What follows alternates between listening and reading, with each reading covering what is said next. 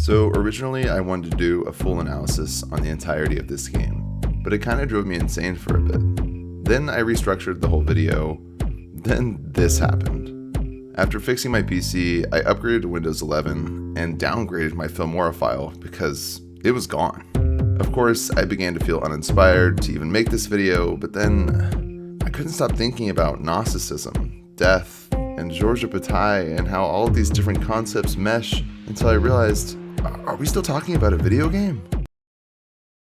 Welcome back to Dungeon Keys.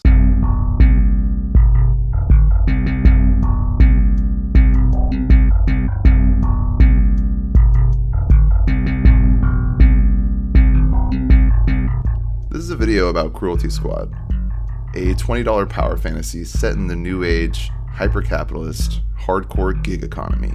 You can find it on Steam, and from the reviews alone, you can tell this game has a dedicated fan base.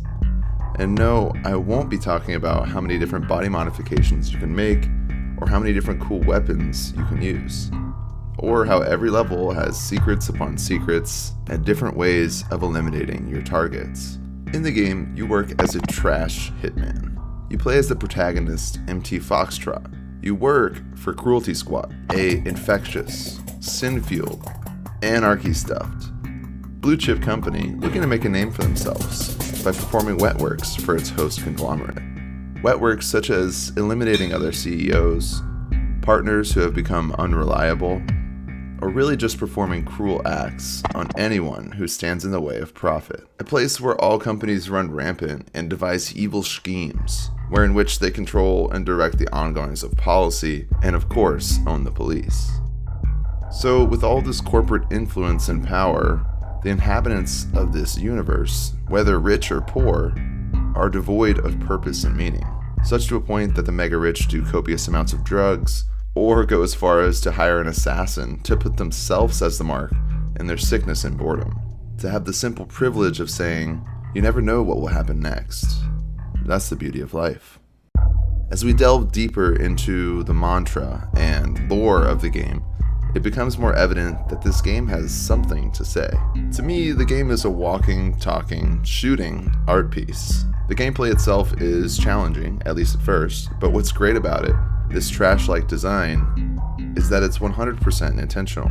Hard on the eyes, overly aggressive, and void of meaning. The world is made to look like garbage, as it has devolved into such. That life is considered dispensable, only to be thrown away again and again. Right, so what does it have to do with all this other stuff?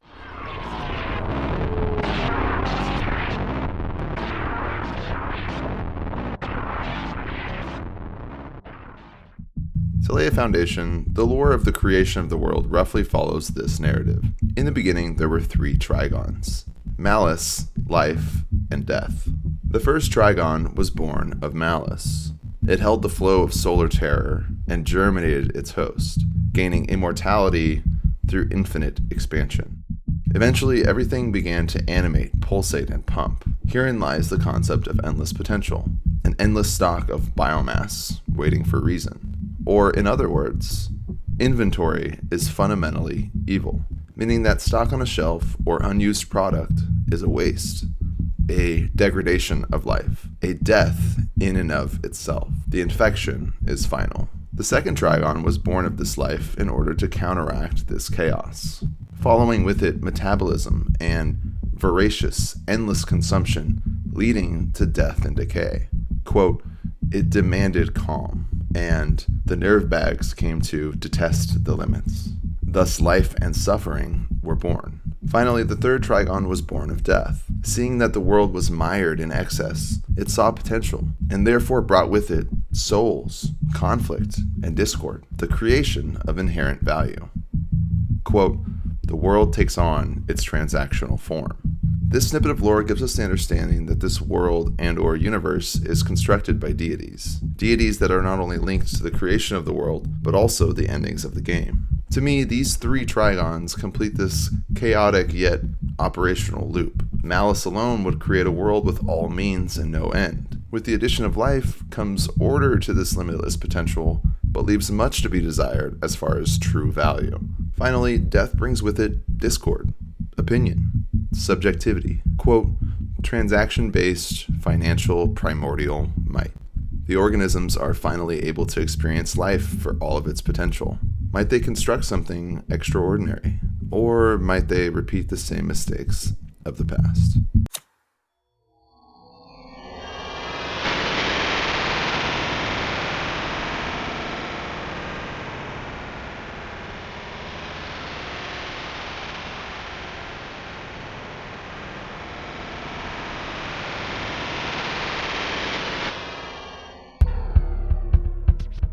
So when I first read this quote, I knew I had to make a video because it simply wouldn't leave my head. This is the last thing the player will see so long as they complete the final ending of 3 possible endings.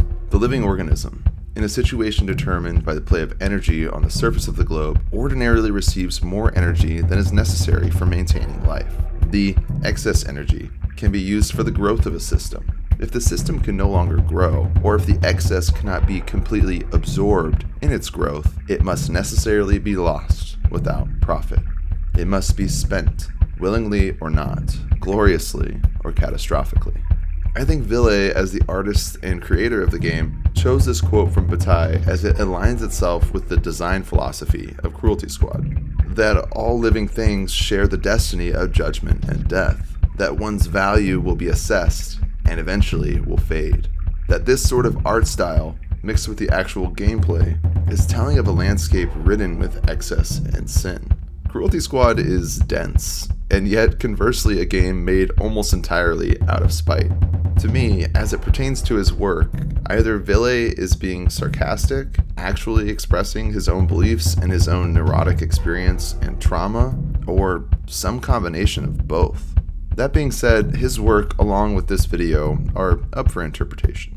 Back to the quote within the game, it's important to note that this is a world entrenched in hyper-capitalism that maximizes the potential for excess energy, and in doing so, devalues the optics of the people.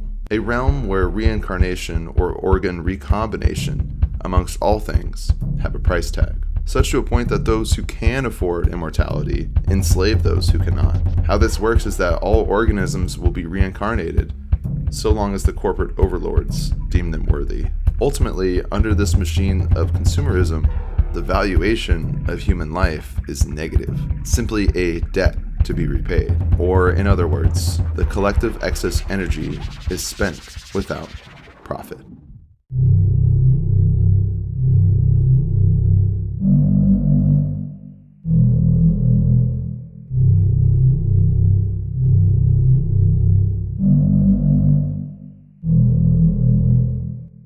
What is the value of life? That is the main question behind this video. In her majestic entropy, Mother Nature dictates that something of value cannot come from nothing. Likewise, in Cruelty Squad, after you die 4 times, you downgrade your character's life to power and misery. Your handler tells you that you will regenerate on your own, and that dying no longer costs money. Can't say I envy you, though. When I first read this, it made me think back to the 2nd and 3rd Trigons, that without the valuation of death, the life that one lives in this state is soulless and bleak. Now, while the rich can reincarnate as a more accurate version of themselves fairly well, the characters of this universe are self-aware of the grim reality that a life lived in the power of misery is envied by no one, yet experienced by most. Back to the Trigons, it's that limitation of power of death that brings with it value to life. However, in their vast efficiency of system and speccing all skill points into greed, the characters of Cruelty Squad, past and present, have created a world of pure sin. From their creations and advancements in technology, they have, by all accounts, become gods. Their perspective of the world has devolved into basic and fleeting desires, as shown by corporate advertising that simply reads words like happiness, virtue, and power. Ultimately, their understanding of fulfillment has been lost, regardless of intention.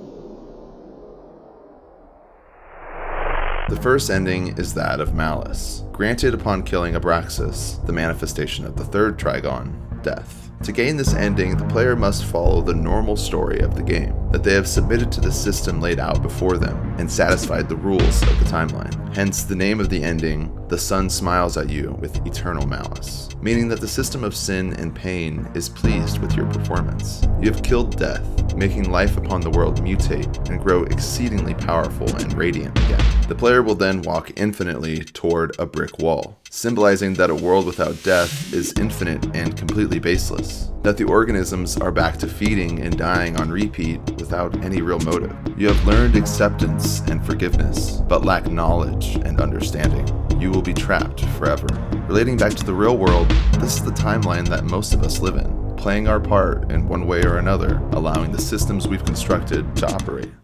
The second ending, You Have the Soul of an Emperor, is reached upon meeting the manifestation of the second Trigon, life. The player reaches this ending upon dominating the market and having a CEO grind set. In a literal sense, you destroy your old self, and shortly thereafter meet life. Life weeps before you. To me, this signifies you were so close, yet so far. You dominated the system laid out before you, and conquered the financial primordial might. You are a rotten husk. Your friends are in hell, yet you smile. The protagonist has become a god amongst men. However, in the process, lost what it means to have lived the life of a man. Good luck. As in saying, you are the chaos. You are the arbiter of the system of sin and pain. You are without justice. The third and final ending is that of death. It is reached upon the player meeting and destroying the manifestation of the first Trigon, Malice. Malice is the one responsible for the world's life, and upon destroying it, it's revealed that this is the true final ending. Instead of submitting or taking advantage of the system, the protagonist destroys it. Symbolized as an onion, you peel and peel until there's nothing left. Eons have passed, and the onion is fully peeled. The point becomes infinitely dense. The universe condensed into a unicellular being. The protagonist finally reaches the point of understanding that this sin of life is corrupting it, that we are doomed to a trauma loop of existence. In your violent mercy, you terminate the world life. The onion is made whole again, and what follows is the next perceived golden age. Again, the whole synopsis of this game is somewhat esoteric. However, I think what Ville is saying here is something like, when we overthrow the oppressor and terminate the system, we are doomed to have it repeat itself, only for that doom to give life to the next era.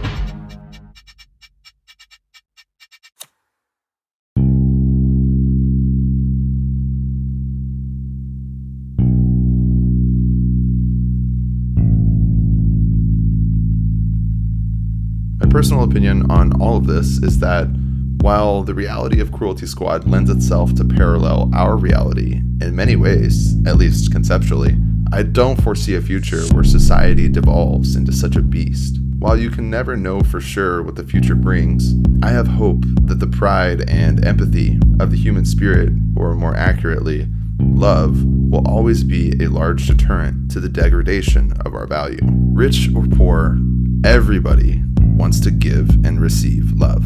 It may not be the most exciting answer, but it's one I know to be true. It may just be that the future brings with it an overall increase of transaction-based interactions. Could this mean the certain downfall of our valuation of love? Well, it's certainly not for me to decide, but what I do know is that I experienced tragedy at the sight of ruthlessness. Ruthlessness that has voided itself of love. As I write for this video, I'm reminded of a certain concept as it pertains to love. I honestly forgot where I heard it, but all art is derivative, so here's my interpretation. True love is not when you're with someone enjoying a day on the lake. It's not when you commit to them and only them for infinity. It's not when that someone shares in having a family with you, and not when eventually ripe in old age together. It's that true love is when you lose them. When the moment strikes you like a crescendo, loud enough to be heard from space. The longing, the reminiscence, the pain, all play a part in the valuation of the experience. It wouldn't be painful if it weren't great. It's that this duality of life is ever equal, that when you zoom out on the roller coaster on a grand scale, it it's pretty much a straight path. If there is a main point to be had in this video, it's that we are far from perfect, and I hope it stays that way. Life is hard, and for many, damn near impossible. However, it's the promise of a tomorrow, a moment of bravery while entrenched in fear. A friend, a partner, a mentor to confide in. It's the folly of our youth to the wisdom of our old age. That the beauty in this life is that of its downfalls and subsequent triumphs. That it is worth living and eventually, long down the line, worth expiring for. Until next time, I'll be in the dungeon.